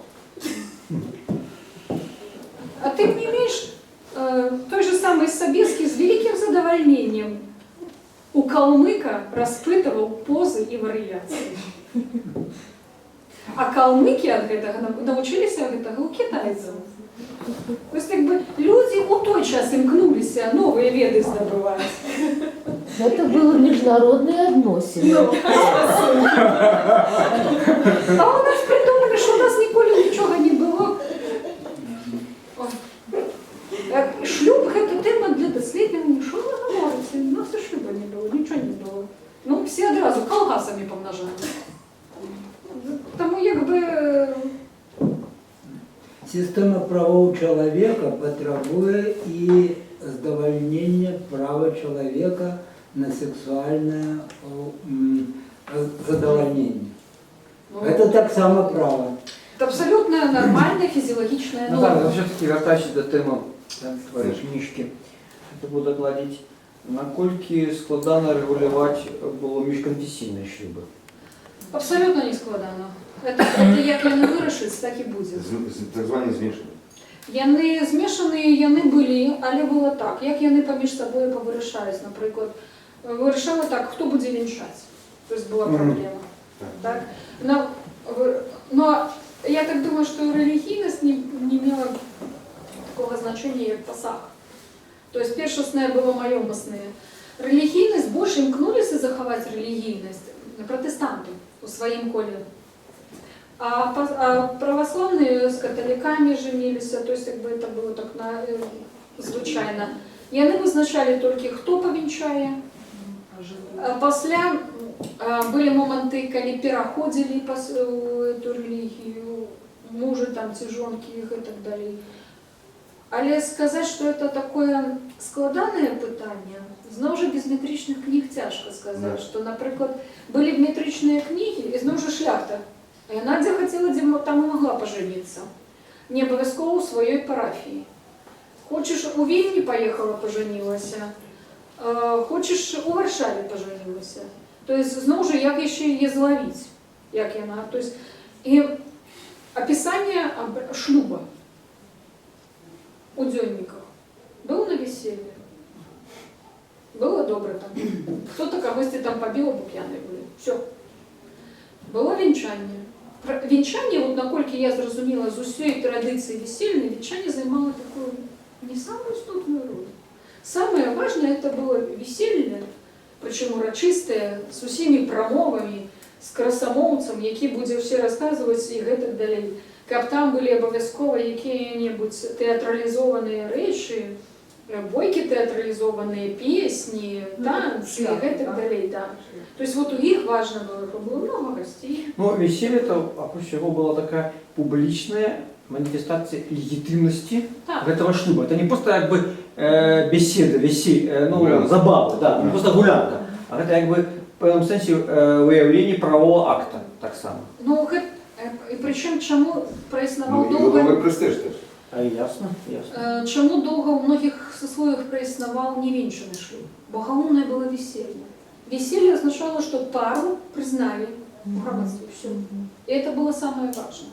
И во всех этих шлюбных церемониях как раз таки вот это вот, как ее называли, учта весельная, и она занимала самое важное значение, бо она повинна была отбываться, представлять тых гостей, других гостей, то есть как бы все церемонии, все это театрализованное и так далее, то есть причем с узгадыванием роду невесты, роду жениха, там, нават самае цікавае было, калі продкі ўжо памерлі, маглі паставіць стулы, як быццам бы продкі знаходзяцца падчас веселья. То есть веселье яно аб'ядноўвала продкаў, тых, хто жылі, і прычым узгадывалі пра нашчадкаў, якія будуць у выніку гэтага веселья. Веселье это была такая важная церемонія сацыяльная. То есть яна стаіць на ўзроўні хрышчэння і смерці, пахавання. То есть это такая публичная речь, тому без її могло быть, да, не могло быть венчання, але вот веселье обов'язково. То есть вот в этом плане. Є ще які питання є? Дякую. Ми вибрали вже... у вас є У питання? меня есть питание. Я ось на конту мішан весенних шлюбов я бачу у костюлі Маті Боської у нас на площі Свободи. Правила, як выходить замуж не за католика, что повинен делать мужчина. Я пошел в библиотеку и запросил, в каком веке эти правила были выработаны. Они простыдили, казали, что в 17 веке уже были, но мы сегодня их не соблюдаем. Ну, я могу сказать, что по каноничному праву православных там заборонено было брать шлюбы с католиками. Але тем не меньше не здійснювалися. Ну, а там правильно написано, что должен сделать человек, не католик, как жениться на католике. А у католиков это прости. Римский костюм Они сказали, что мы еще для не православные признаются христианами, и процедуры куда простейші, чим у православної церкви. Ну, якби завжди до гэтага ставіліся якби негативно, духовенство. У православных это могло быть поводом для разводу, у протестантов это могло быть разность веровызнания быть поводом для разводу. Але шлюбы межконфессийные были, І від їх у нашому громадстві нікуди не було діться. У нас існували 4 християнські племені. Я вже не кажу, що позашлюбні стосунки були з усіми. А ось коли почався гандаль зернем з Заходньої Європи, так як це повпливало на... З'явилося много грошей у шляхти, як це повпливало на відносини, шлюбні відносини у князстві. Тому що, як це сказати, майомісні відносини. Ну, это впливало так же, як і раніше. У кого було більше грошей, у того було більше можливостей. Вот и все. Но шляхта, она просто имела преференции у гандлі. Гандлювали зерні, міщані і королевські майомості, і так само... А шляхта не платила податки. Вот Да, о чем и- драма. да, Мещане платили, полоцкие, витебские купцы платили податки за гандаль зернем. Да. А шляхта, як привілейний стан, не платил. И это, конечно, ну, не рынковая ситуация. Да, и это было... Але зміна не, есть, до речі, вот Крицька Наталія заказала эту проблему, может, она не обозначила терминологично, конфессионализация.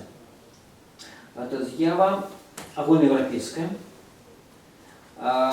с 16 століття, ну для нас это больше 17 століття.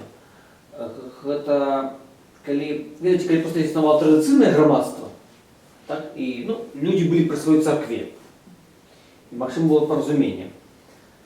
Але всі ці процеси, які ми називаємо прогресивними,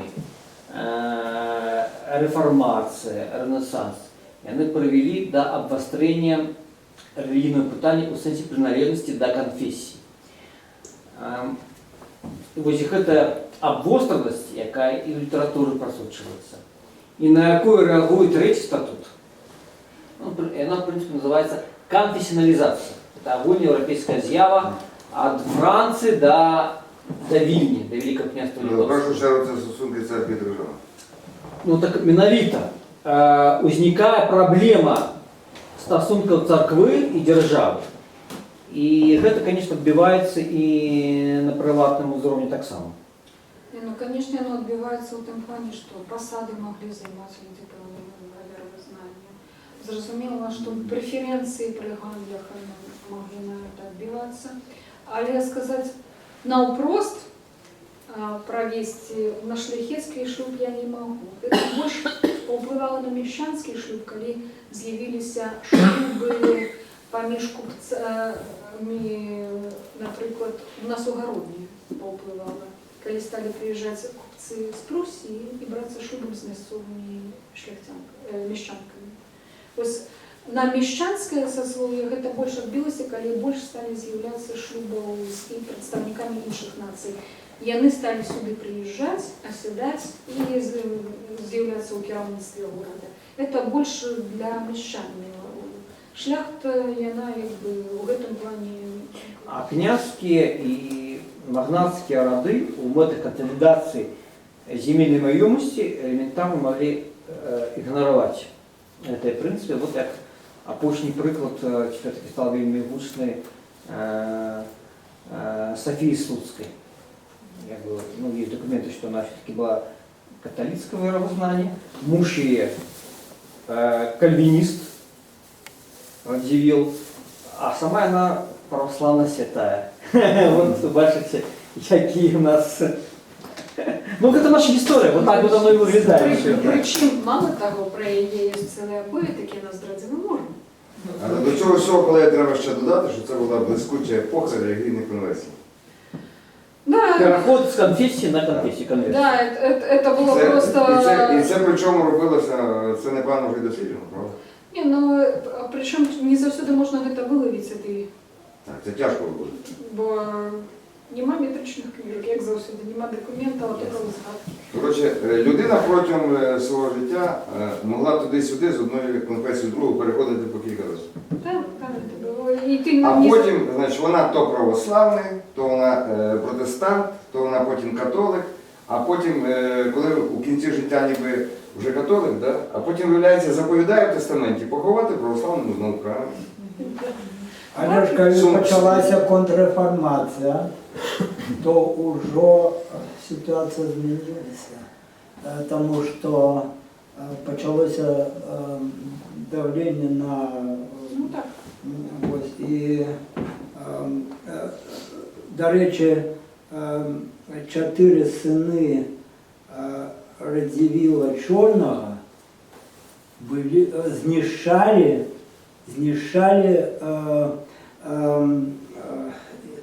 його усі висілки по розвиттю протестантизму.